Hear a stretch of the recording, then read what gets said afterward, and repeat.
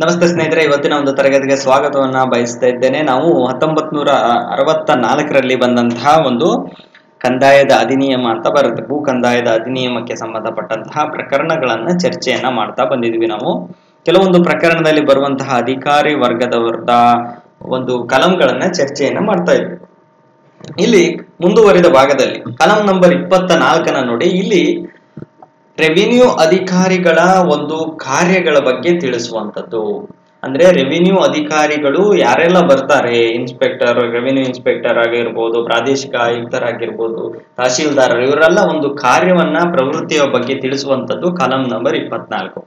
ಈ 24ರ ಒಂದು ಕಲಂನ ಅಡಿಯಲ್ಲಿ ನೋಡೋದಾದ್ರೆ ಒಬ್ರು ಈ ಅಧಿಕಾರಿ ವರ್ಗದವರು ಏನು ಒಂದು ನ್ಯಾಯಾಲಯದಂತೆ ಒಂದು ಕಾರ್ಯವನ್ನ ನಿರ್ವಹಿಸುವಂಥದ್ದು. ಅಂದ್ರೆ ಅಲ್ಲಿ ಬರುವಂತಹ ಒಂದು ಭೂ ಕಂದಾಯಕ್ಕೆ ಸಂಬಂಧಪಟ್ಟಂತಹ ವ್ಯಾಜ್ಯಗಳನ್ನ, ಸಮಸ್ಯೆಗಳನ್ನ ಬಗೆಹರಿಸುವಂತ ಕೆಲಸವನ್ನ ಈ ಒಂದು ಅಧಿಕಾರಿಗಳು ಮಾಡ್ತಾರೆ ಅನ್ನುವಂಥದ್ದು ಕಲಂ ನಂಬರ್ 24ರಲ್ಲಿ ನಾವು ನೋಡ್ತಾ ಹೋಗ್ತೇವೆ. ಇನ್ನು ನಂತರದಲ್ಲಿ ಕಲಂ ನಂಬರ್ 38ರಲ್ಲಿ ನಾವು ಗಮನಿಸುವಂಥದ್ದು, ಕಲಂ ನಂಬರ್ 38ರಲ್ಲಿ ನಾವು ಗಮನಿಸುವಂಥದ್ದನ್ನ ನಾವು ನೋಡೋದಾದ್ರೆ ಇಲ್ಲಿ ಪ್ರವೇಶಿಸುವ ಅಧಿಕಾರ ಅಂದ್ರೆ ಏನು? ಯಾವುದೇ ಒಂದು ಕಂದಾಯ ಅಥವಾ ಇತರೆ ಅಧಿಕಾರಿಗಳು ಸರ್ಕಾರದ ನಿಯಂತ್ರಣದಲ್ಲಿರುವಂತಹ ಭೂಮಿ ಅಥವಾ ಆವರಣವನ್ನ ಪ್ರವೇಶಿಸುವಂತಹ ಅಧಿಕಾರವನ್ನ ಹೊಂದಿರ್ತಾರೆ. ನೋಡಿ, ಈಗ ನಾನು ಒಂದು ಜಾಗವನ್ನ ಅತಿಕ್ರಮಿಸಿಕೊಂಡಿದ್ದೀನಿ ಅಂದ್ರೆ ಅಥವಾ ಆಕ್ರಮಿಸಿಕೊಂಡಿದ್ದೀನಿ ಅಂದ್ರೆ ಆ ಜಾಗಕ್ಕೆ ಸರ್ಕಾರದ ಅಧಿಕಾರಿಗಳು ಒಂದು ಪ್ರವೇಶಿಸುವಂತಹ ಅಧಿಕಾರವನ್ನು ಕೂಡ ಅವ್ರು ಹೊಂದಿರ್ತಾರೆ. ಲೀಗಲ್ ಆಗಿ ಇದು ಅದರ ಬಗ್ಗೆ ತಿಳಿಸ್ಕೊಡುವಂತಹದ್ದು ಕಲಂ ನಂಬರ್ 38ರಲ್ಲಿ ನೋಡ್ತೇವೆ.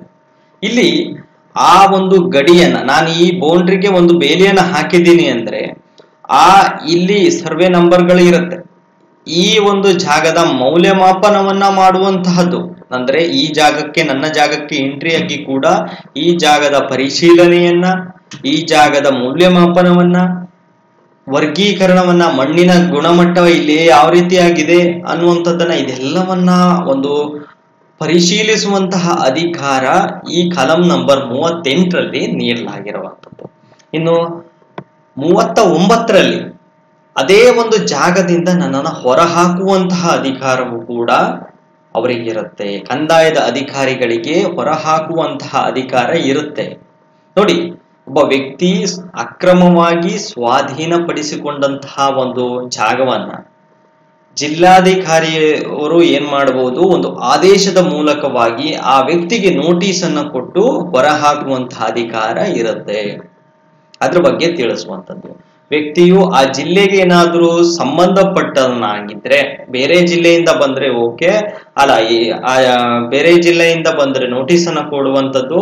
ಹಾಗೆ ಆ ಜಿಲ್ಲೆನೇ ಆಗಿದ್ರೆ ಉಪ ಆಯುಕ್ತರ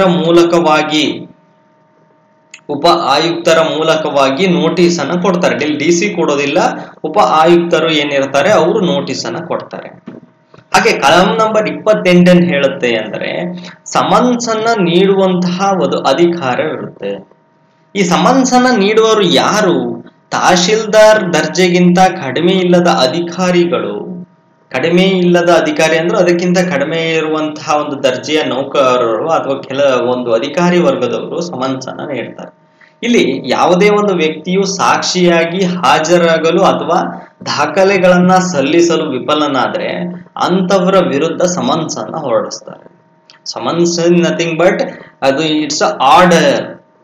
ಒಂದು ಸಮನ್ಸ್ ಅನ್ನ ಅನುಸರಿಸದಿದ್ದಲ್ಲಿ ವಿಫಲರಾದ್ರಲ್ಲಿ ವಾರೆಂಟ್ ಅಥವಾ ದಂಡವನ್ನ ವಿಧಿಸುವಂತಹ ಅಧಿಕಾರ ಈ ಒಂದು ತಹಶೀಲ್ದಾರರಾಗಿರ್ಬೋದು ಅಥವಾ ಈ ವರ್ಗದ ಅಧಿಕಾರಿಯ ವರ್ಗದವರಿಗೆ ಇರುವಂತದ್ದನ್ನ ನಾವು ನೋಡ್ತೇವೆ ಕಲಂ ನಂಬರ್ 28ರಲ್ಲಿ. ಇನ್ನು ಕಲಂ ನಂಬರ್ 40ರಲ್ಲಿ ನೋಡೋದಾದ್ರೆ ನೋಡಿ, ಕರ್ನಾಟಕ ಕಂದಾಯ ಮೇಲ್ಮನವಿ ನ್ಯಾಯಾಧಿಕರಣದ ರಚನೆಯ ಬಗ್ಗೆ ತಿಳಿಸುವಂಥದ್ದು. ಇಲ್ಲಿ ಯಾವುದೇ ಒಂದು ವ್ಯಾಜ್ಯಗಳಿಗೆ ಸಂಬಂಧಪಟ್ಟಂತೆ ನ್ಯಾಯಾಲಯವನ್ನ ಮೆಟ್ಟಿಲೇರಿದಾಗ ಇಲ್ಲಿ ಒಂದು ತೀರ್ಪನ್ನ ಮಾಡಲಾಗುತ್ತೆ. ಇಲ್ಲಿ ಟ್ರಿಬ್ಯುನಲ್ಗಳು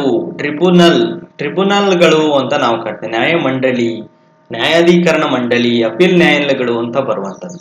ಇಲ್ಲಿ ಈ ಒಂದು ದರ್ಜೆಯ ನ್ಯಾಯಾಲಯದಲ್ಲಿ ನೋಡೋದಾದ್ರೆ, ಅಧಿಕಾರ ವರ್ಗವನ್ನ ನೋಡೋದಾದ್ರೆ, ಪ್ರಾದೇಶಿಕ ಆಯುಕ್ತರು ಏನಿರ್ತಾರೆ ಅವರು ಈ ಒಂದು ನ್ಯಾಯಾಲಯದ ಅಧ್ಯಕ್ಷ ಸ್ಥಾನವನ್ನ ವಹಿಸಿರುವಂತದ್ದು. ಇನ್ನು ಉಳಿದಂತಹ ಒಂದು ಒಟ್ಟು 6 ಜನರ ಸದಸ್ಯ ಪೀಠ ಇರುತ್ತೆ.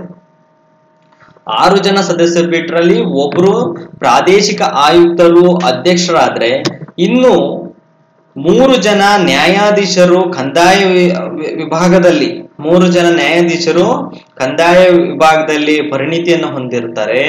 ಇನ್ನು ಜಿಲ್ಲಾಧಿಕಾರಿಗೆ ಕಡಿಮೆ ಇಲ್ಲದಂತಹ ಒಂದು ಅಧಿಕಾರ ವರ್ಗದವರು 2 ಜನ ಇರುವಂತದ್ದು. ಒಟ್ಟು 6 ಜನರ ಒಂದು ಸದಸ್ಯ ಪೀಠವನ್ನ ಈ ಕಲಂ ನಂಬರ್ 40ರ ಒಂದು ಟ್ರಿಬ್ಯುನಲ್ ಅಡಿಯಲ್ಲಿ ರಚನೆಯನ್ನ ಮಾಡಿರುವಂತದ್ದನ್ನ ನಾವು ನೋಡ್ತೇವೆ. ಇನ್ನು ಕಲಂ ನಂಬರ್ 44ರಲ್ಲಿ ಪರಿಶೀಲನಾ ಅಧಿಕಾರಗಳ ಬಗ್ಗೆ ಇರುವಂತದ್ದು. ಅಂದ್ರೆ ಬಾಧಿತ ಪಕ್ಷದ ಅರ್ಜಿಯ ಮೇಲೆ ಸ್ವತಃ ಹೊರಡಿಸಿದಂತಹ ಯಾವುದೇ ಒಂದು ಆದೇಶವನ್ನ ಕುರಿತು ಒಂದು ಪರಿಶೀಲನೆ ಮಾಡುವಂತಹ ಅಧಿಕಾರಗಳನ್ನ ಹೊಂದಿರುವಂತದ್ದು. ಇಲ್ಲಿ ನ್ಯಾಯಾಧೀಕರಣದ ಪ್ರತಿಯೊಂದು ತೀರ್ಮಾನವು ಅಂತಿಮವಾಗಿರುತ್ತೆ ಈ ಒಂದು ನ್ಯಾಯಪೀಠದ ಬಗ್ಗೆ.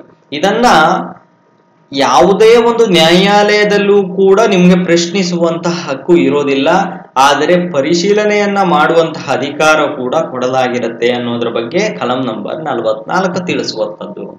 ಇನ್ನು ಕಲಂ ನಂಬರ್ 49ರಲ್ಲಿ ಮೇಲ್ಮನವಿ ಮತ್ತು ಪರಿಷ್ಕರಣೆಗೆ ಮೂಲ ಆದೇಶದ ಮೇಲೆ ಮತ್ತೆ ಮೇಲ್ಮನವಿಯನ್ನ ಸಲ್ಲಿಸಬಹುದು.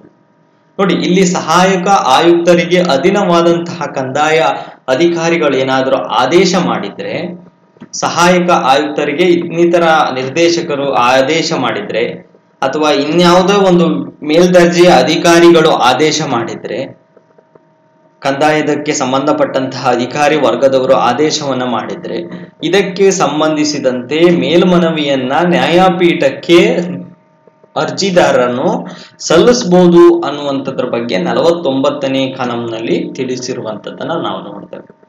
2ನೇ ಮೇಲ್ಮನವಿಯನ್ನ ನಾವು ಕಲಂ ನಂಬರ್ 50ರಲ್ಲೂ ಕೂಡ ನೋಡ್ತೇವೆ. ಇಲ್ಲಿ ನಿಗದಿತ ಒಂದು ಸಮಯವನ್ನ ನಿಗದಿಪಡಿಸಿರುವಂತದ್ದು. ನೋಡಿ, ಮೊದಲನೇ ಮೇಲ್ಮನವಿಯನ್ನ ಸಲ್ಲಿಸಿದ 60 ದಿನಗಳ ಒಳಗೆ ಮೇಲ್ಮನವಿಯನ್ನ ಸಲ್ಲಿಸಬೇಕು, ಅಥವಾ 2ನೇ ಒಂದು ಮೇಲ್ಮನವಿಯನ್ನ ಸಲ್ಲಿಸಿದಂತಹ 90 ದಿನಗಳ ಒಳಗೆ ಒಂದು ಮೇಲ್ಮನವಿಯನ್ನ ಸಲ್ಲಿಸಬೇಕು. ಇದಕ್ಕಿಂತ ಹೆಚ್ಚಿಗೆ ಆದ ಸಂದರ್ಭದಲ್ಲಿ ಮೇಲ್ಮನವಿಗೆ ಒಂದು ಅವಕಾಶವನ್ನ ಕೊಡೋದಿಲ್ಲ ಅನ್ನೋದ್ರ ಬಗ್ಗೆ ಕಲಂ ನಂಬರ್ 50 ಹೇಳುತ್ತೆ.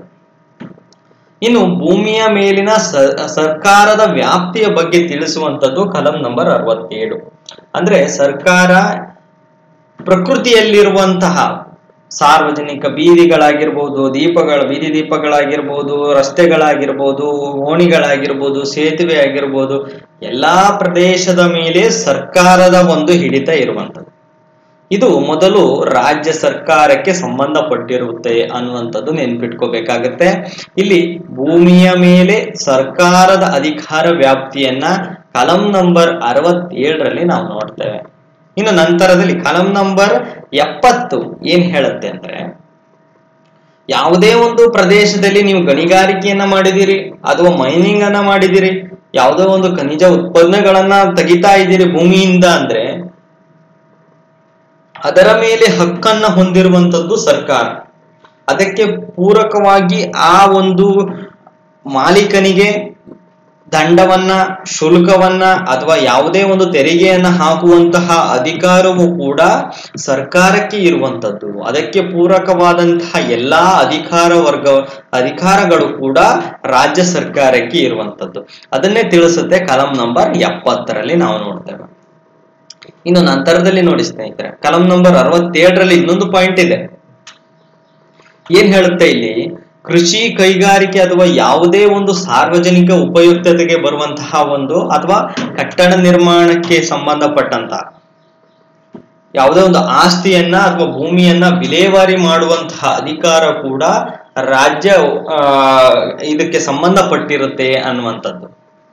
ಇಲ್ಲಿ ರಾಜ್ಯ ಸರ್ಕಾರ ಪ್ರಾದೇಶಿಕ ಆಯುಕ್ತರು ಅಥವಾ ಉಪ ಆಯುಕ್ತರು ಅಥವಾ ತಹಶೀಲ್ದಾರ್ ಭೂಮಿ ಅಥವಾ ಇತರೆ ಆಸ್ತಿಯನ್ನ ಒಂದು ವಿಲೇವಾರಿ ಮಾಡುವಂತಹ ಅಧಿಕಾರವನ್ನ ಹೊಂದಿರ್ತಾರೆ ಅನ್ನುವಂಥದ್ರ ಬಗ್ಗೆ 67ನೇ ಪ್ರಕರಣದಲ್ಲಿ ನಾವು ನೋಡ್ತಾ ಬರ್ತೇವೆ. ಇನ್ನು ಕಲಂ ನಂಬರ್ 73ರಲ್ಲಿ ನೋಡಿ, ಕೆಲವು ಭೂಮಿಗಳಿಂದ ಅನಧಿಕೃತವಾದಂತಹ ಸಾಗಿಸಿದಂತಹ ನೈಸರ್ಗಿಕ ಉತ್ಪನ್ನಗಳ ಬಗ್ಗೆ ವಸೂಲಿ ಮಾಡುವಂತಹ ಅಧಿಕಾರ. ನೋಡಿ, ಕೆಲವೊಂದು ಜಾಗದಲ್ಲಿ ಅರಣ್ಯ ವ್ಯಾಪ್ತಿಯಲ್ಲಿ ಯಾವುದೋ ಒಂದು ಗಿಡಮೂಲಿಕೆ ಇರುತ್ತೆ, ಅಥವಾ ಯಾವುದೋ ಒಂದು ಬೆಲೆ ಬಾಳುವ ವಸ್ತು ಇರುತ್ತೆ, ಮರ ಇರುತ್ತೆ, ಅಥವಾ ಖನಿಜ ಉತ್ಪನ್ನಗಳಿರುತ್ತೆ.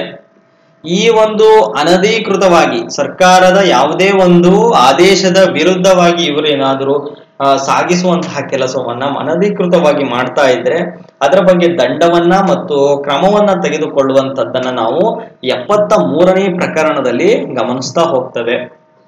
ಇಲ್ಲಿ ರಾಜ್ಯ ಸರ್ಕಾರ ಎಲ್ಲಾ ಮರಗಳು, ನೈಸರ್ಗಿಕ ಕಾಡುಗಳು, ನೈಸರ್ಗಿಕ ಉತ್ಪನ್ನಗಳ ಬಗ್ಗೆ ಒಂದು ಹಕ್ಕನ್ನು ಹೊಂದಿರುತ್ತೆ. ಅದರ ಬಗ್ಗೆ ವಿಲೇವಾರಿ ಮಾಡತಕ್ಕದ್ದು ಕೂಡ ಇದು ಆದೇಶದ ವಿರುದ್ಧವಾಗಿರುವುದರಿಂದ ಅದು ಕೂಡ ಈ ಒಂದು ಪ್ರಕರಣದಲ್ಲಿ ಬರುವಂತದ್ದು. ಇನ್ನು ಕಲಂ ನಂಬರ್ 81ರಲ್ಲಿ ನೆರೆಮಣ್ಣಿನ ಭೂಮಿ, ಹೊಸದಾಗಿ ರೂಪುಗೊಂಡಂತಹ ನಡುಗಡ್ಡೆಗಳು, ಒಣಗಿದ ನದಿ ಮುಂತಾದವುಗಳು ನಿಯತವಾಗಿರತಕ್ಕದ್ದು. ಅದು ಹಾಗೆ ಇರಬೇಕು. ಇದೇ ಯಾವುದೇ ಒಂದು ಜಾಗವನ್ನ ಖಾಲಿ ಇದೆ ಅನ್ನುವಂಥದ್ದು ಅತಿಕ್ರಮಿಸುವಂತಹ ಅಧಿಕಾರ ವ್ಯಾಪ್ತಿ ಯಾರಿಗೂ ಇರೋದಿಲ್ಲ. ಅದರ ವಿಸ್ತೀರ್ಣವು 1 ಎಕರೆಗೆ ಮೀರಿದ್ರೆ ಅಥವಾ ಇತರೆ ಹಿಡುವಳಿದಾರನು ಅಥವಾ ಅಧಿಭೋಗದಾರನು ಅದನ್ನ ತಾತ್ಕಾಲಿಕಕ್ಕೆ ಹಕ್ಕು ಉಳ್ಳವನಾಗಿರ್ತಾನೆ. ನೋಡಿ, ಇಲ್ಲಿ ಶಾಶ್ವತ ಅಲ್ಲ, ತಾತ್ಕಾಲಿಕವಾಗಿ ಅದನ್ನ ಬಳಕೆ ಮಾಡುವಂತಹ ಅಧಿಕಾರ ಹೊಂದಬಹುದು ಅನ್ನುವಂಥದ್ದು ಕಲಂ ನಂಬರ್ 81ರಲ್ಲಿ ನೋಡ್ತೇವೆ. ಈ ಪ್ರಕರಣದಲ್ಲಿ 1964ರ ಕೊನೆಯಲ್ಲಿ ನಾನು ಚರ್ಚೆ ಮಾಡುವಂತ ಪ್ರಕರಣ ನೋಡಿ, ಕಲಂ ನಂಬರ್ 83ರಲ್ಲಿ ಕೃಷಿಯ ಉದ್ದೇಶಕ್ಕಾಗಿ ಯಾವುದೇ ಒಂದು ಭೂಮಿಯನ್ನ ಬದಲಿಸಿಕೊಂಡ್ರೆ ಅಥವಾ ಇನ್ಯಾವುದೋ ಒಂದು ಕಂದಾಯವನ್ನ ಮನ್ನಾ ಮಾಡಿದ್ರು ಅಥವಾ ನಿಯಮಿತವಾಗಿ ಬಳಸಬಹುದಂತಹ ದರದ ಬಗ್ಗೆ ಭೂ ಕಂದಾಯವನ್ನ ಪಾವತಿ ಮಾಡಬೇಕು ಅನ್ನುವಂಥದ್ದು. ನೋಡಿ, ನನ್ನದು 1 ಎಕರೆ ಭೂಮಿ ಇರುತ್ತೆ, ಇದರಲ್ಲಿ ಯಾವುದೋ ಒಂದು ಬೆಳೆಯನ್ನ ಬೆಳೀತಾ ಇರ್ತೀನಿ. ಆ ಬೆಳೆಗೆ ಸಂಬಂಧಪಟ್ಟಂತೆ ನಾನು ಇಲ್ಲಿ ಯಾವುದೋ ಒಂದು ಸಣ್ಣ ಪ್ರಮಾಣದ ಕೈಗಾರಿಕೆಯನ್ನ ಸ್ಥಾಪನೆ ಮಾಡ್ತೇನೆ. ಅಂತಹ ಸಂದರ್ಭದಲ್ಲಿ ಈ ಒಂದು ಕಂದಾಯವನ್ನ ನೀಡುವಂತಹ ವ್ಯವಸ್ಥೆ ಕೂಡ ಈ ಭೂಮಿಗೆ ಸಂಬಂಧಪಟ್ಟಿರುತ್ತೆ.